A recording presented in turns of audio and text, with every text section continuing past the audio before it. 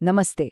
भगवद गीता, हम सबने इसके बारे में सुना है, पढ़ा है और इसे कई तरीकों से समझा भी गया है। पर सोचिए, क्या हो अगर एक ऐसी व्याख्या सामने आए जो अब तक की सारी मान्यताओं को पूरी तरह से चुनौती दे दे। आज हम कुछ ऐसा ही करने वाले हैं। गीता तेरा ज्ञान अमृत नाम के एक ग्रंथ के आधार पर हम गीता के एक बहुत ही अलग, एक अपारंपरिक नजरिए को समझने की कोशिश करेंगे। तो चलिए सीधे मुद्दे पर आते हैं। सबसे पहला और शायद सबसे बड़ा सवाल, भगवद गीता का ज्ञान आखिर दिया किसने? अब देखिए, ज्यादातर लोगों के पास इसका एक ही जवाब है और हम सब वो जानते हैं। लेकिन जिस ग्रंथ की हम बात कर रहे हैं वो कहता है कि रुकिए, कहानी में एक बहुत बड़ा ट्विस्ट है। और ये सारी बातें कहाँ से आ रही हैं? ये आ रही हैं गीता तेरा ज्ञान अमृत नाम के ग्रंथ से। देखिए, इसका मूल दावा ही यही है कि जो पारंपरिक समझ है ना, वो अधूरी है। ऐसा नहीं कि वो गलत है, बस पूरी नहीं है। जैसे कोई पहेली हो और उसके कुछ जरूरी टुकड़े अभी भी गायब हों। तो इस पूरी बात को ठीक से समझने के लिए हम इसे 5 हिस्सों में देखेंगे। सबसे पहले हम देखेंगे कि ये विश्वास को चुनौती कैसे देता है। फिर हम एक बिल्कुल अलग ब्रह्मांड के नक्शे को समझेंगे। इसके बाद हमारी इस दुनिया में मौजूदगी की कहानी क्या है वो जानेंगे। फिर सच्ची मुक्ति का रास्ता क्या बताया गया है। और आखिर में एक ऐसा दावा जो शायद सबसे चौंकाने वाला है। तो चलिए पहला कदम उठाते हैं और शुरुआत ही होती है एक सीधी चुनौती से।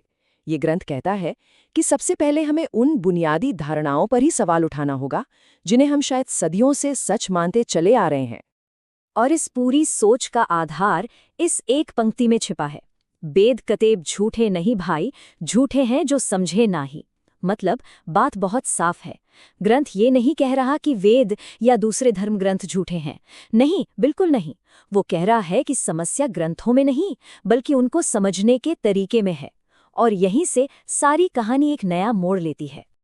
ठीक है, अब जरा अपनी कल्पना को तैयार कर लीजिए, क्योंकि अब हम एक बिल्कुल नए, कह सकते हैं एक अलग ही ब्रह्मांड के नक्शे को देखने वाले हैं।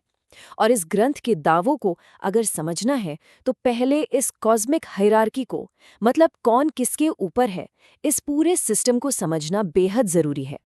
यहाँ पर एक बहुत बहुत जरूरी बात समझनी होगी। इस ग्रंथ के हिसाब से ब्रह्म और ब्रह्मा एक नहीं है। ये दो अलग अलग सत्ताएं हैं। एक है ब्रह्म, जिसे काल या ज्योति निरंजन भी कहा गया है, और वो 21 ब्रह्मांडों का मालिक है। और फिर है ब्रह्मा, हमारे त्रिदेवों में से एक, जो उसी ब्रह्म के बेटे हैं और सिर्फ एक ब्रह्मांड में सृष्टि का काम देखते हैं। तो ये फर्क बहुत बड़ा है।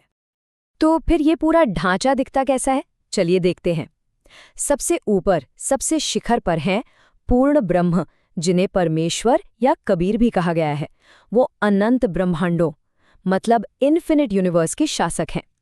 उनके नीचे आते हैं पर ब्रह्म। फिर आते हैं ब्रह्म यानी काल, जिनके पास 21 ब्रह्मांड है। और फिर सबसे आखिर में उन 21 में से सिर्फ एक ब्रह्मांड के अंदर आते हैं हमारे त्रिदेव, ब्रह्मा, विष्णु और शिव। तो इस नजरिए से अगर देखें तो त्रिदेव एक बहुत बहुत बड़ी व्यवस्था का एक छोटा सा हिस्सा है। तो फिर इस पूरे कॉस्मोलॉजी के शिखर पर कौन बैठा है? जवाब है पूर्ण ब्रह्म या परमेश्वर।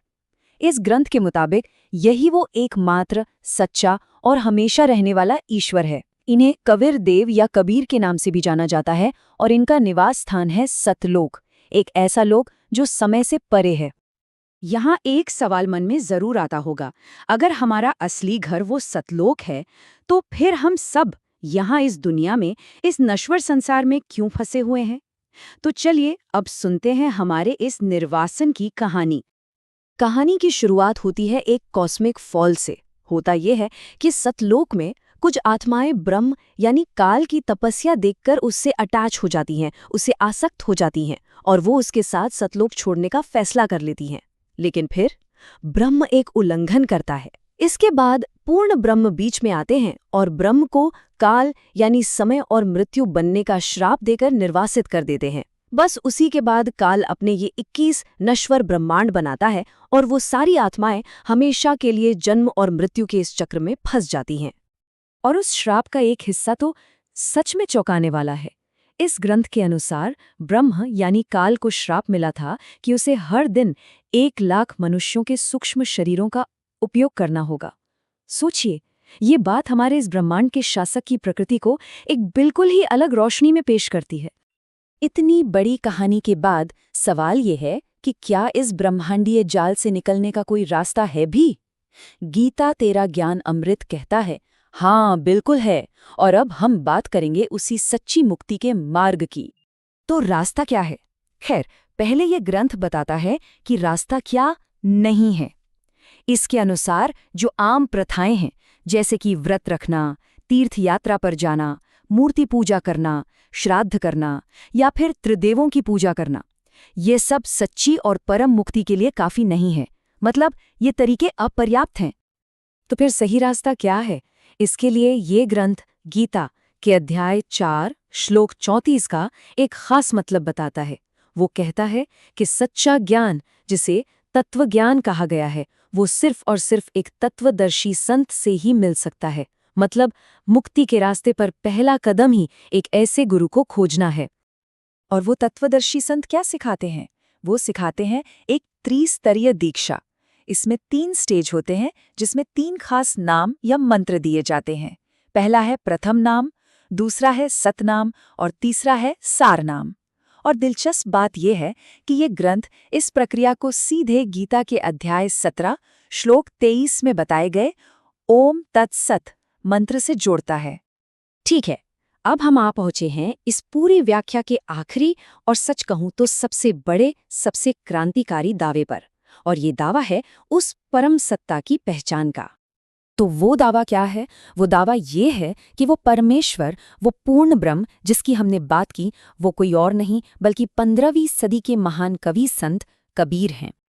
और अपने इस दावे के समर्थन में ग्रंथ से ये पंक्तियां दी जाती हैं। अनंत कोटि ब्रह्मांड का एक रति नहीं भार, सद्गुरु पुरुष कबीर हैं कुल के सृजनहार। इसका सीधा सा मतलब ये बताया गया है कि इन अनंत ब्रह्मांडों को बनाने वाले इन सब के रचयिता सद्गुरु कबीर ही हैं। तो इस पूरी चर्चा के बाद हम एक बहुत बड़े सवाल पर आकर रुकते हैं।